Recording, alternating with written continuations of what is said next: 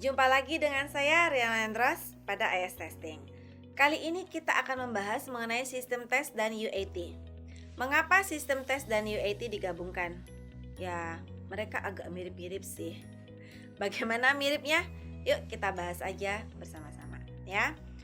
Pengujian sistem mencakup seluruh sistem atau yang dikenal dengan sebutan end-to-end test, terintegrasi penuh ya, termasuk seluruh surrounding system yang ikut terhubung dengan sistem inti. Ada yang menyebutkan surrounding system sebagai in-house application yang mendukung sistem utama. Terkadang, seperti dalam pengujian instalasi dan kegunaan, pengujian ini melihat sistem dari sudut pandang pelanggan atau pengguna akhir. Di lain waktu, tes ini menekankan aspek tertentu dari sistem yang mungkin tidak diperhatikan pengguna, tetapi sangat penting untuk perilaku sistem yang tepat. Untuk memudahnya, kita kembali ke contoh sepeda deh ya. Dalam hal ini, keseluruhan fungsi sepeda yang sudah dirakit utuh diuji, mulai dari sadel, stang, roda, rem, semua bekerja terintegrasi. Dilihat apakah fungsi sepeda tersebut lancar atau tidak ada stuck. Begitu halnya sistem tes di SDLC.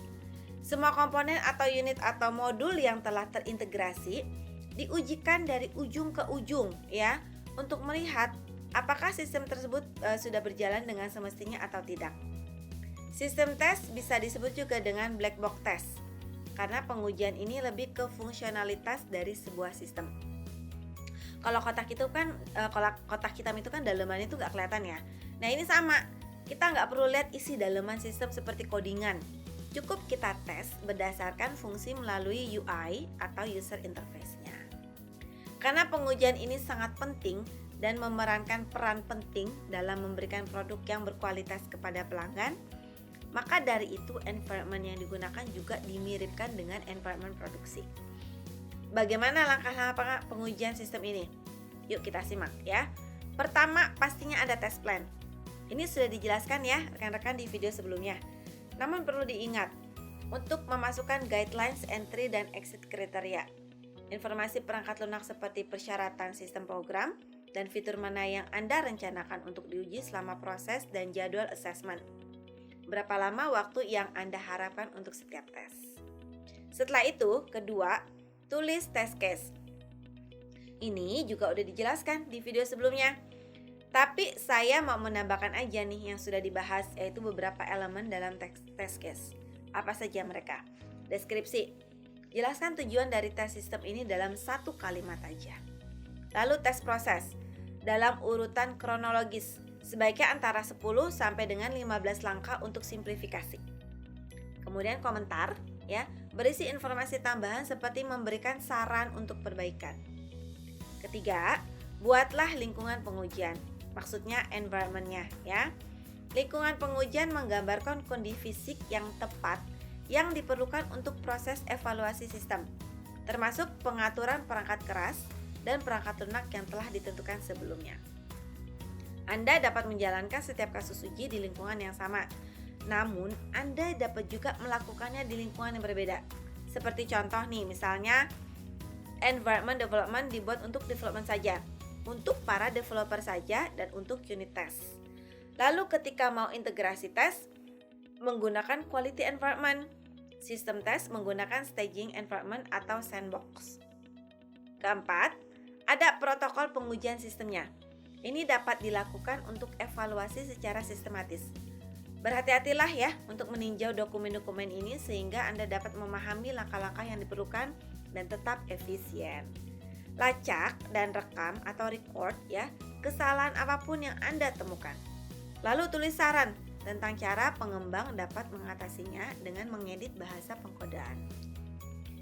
Entry kriteria atau pengujian sistem ini adalah mostly langkah-langkah pengujian sistem yang barusan dijelaskan itu udah siap semua ya. Test plan, test case, protokol, dan environment-nya itu udah ready. Lalu exit kriterianya adalah pastinya semua kasus uji atau test case itu telah dijalankan. Tidak ada bugs yang kritis atau prioritas atau terkait security. Jika ada bug prioritas sedang atau rendah dalam keadaan terbuka, maka itu harus diterapkan dengan penerimaan pelanggan ya. Terus exit report juga harus diserahkan. Oke, Dan sekarang kita akan ketahui keuntungan-keuntungan melakukan sistem tes, yaitu apa saja? Pengujian yang tepat membantu dalam mengurangi masalah dan bug setelah produksi ditayangkan. Pengujian sistem berjalan secara alami sehingga pengujian dilakukan sebagai pengembang aplikasi. Persyaratan bisnis dan arsitektur perangkat lunak diuji, ya. Aplikasi diuji secara menyeluruh setelah setiap iterasi dan sprint. Oleh karena itu, ada kemungkinan kegagalan dan risiko yang lebih kecil di kemudian hari. Pengujian sistem membantu menguji bahwa aplikasi bekerja dengan benar dari pengguna. Pengujian sistem membantu menentukan bagaimana aplikasi harus berperilaku. Oke, cukup jelas ya rekan-rekan mengenai pengujian sistem? Nah, sekarang kita akan masuk ke UAT. Singkatannya itu adalah User Acceptance Test, pengujian penerima pengguna. Apakah UAT ini lebih rumit dari sistem tes? Ternyata mereka mirip. Seperti pengujian, kurang lebih sama ya. Sama-sama menguji end-to-end system. Bedanya adalah bisa dilihat di layar ya rekan-rekan.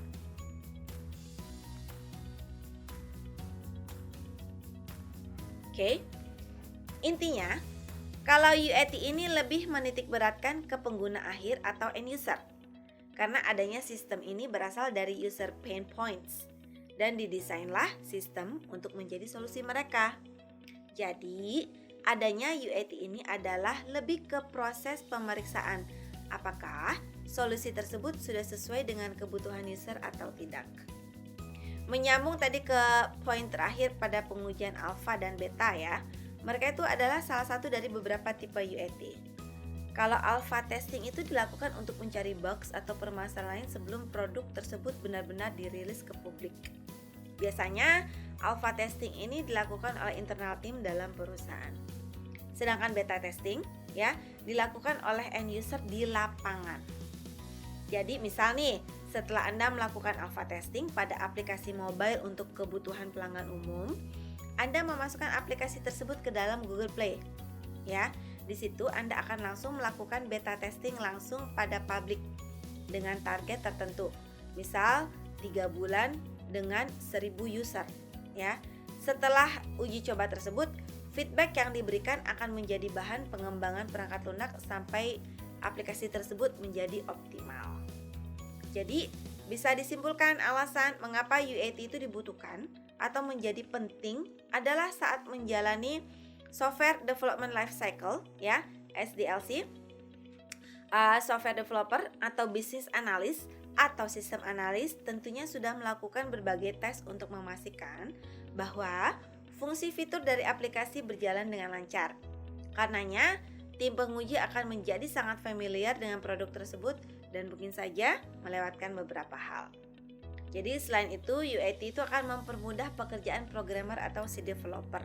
Karena biasanya dari pengujian itu akan ada kritik dan saran dari para pengguna akhir sebagai masukan dan perbaikan, ya. Dan ini juga dia menghemat tenaga ya UAT ya. Kenapa? Ya karena itu tadi, ketika ada yang kelewat atau ada kesalahan yang enggak terlihat sama kita, ya kita maksudnya tim internal, tim inti, itu dapat diatasi dari awal ya. Jadi kecil kemungkinannya akan ada permasalahan yang sama yang muncul di kemudian hari. So, gimana great learners? Sudah terfasilitasi ya penasarannya terhadap sistem tes dan UAT? Well, kita masih ada satu video terakhir. Apa itu? Yuk kita cari tahu aja ya, kita cari tahu bareng di video berikutnya. Terima kasih.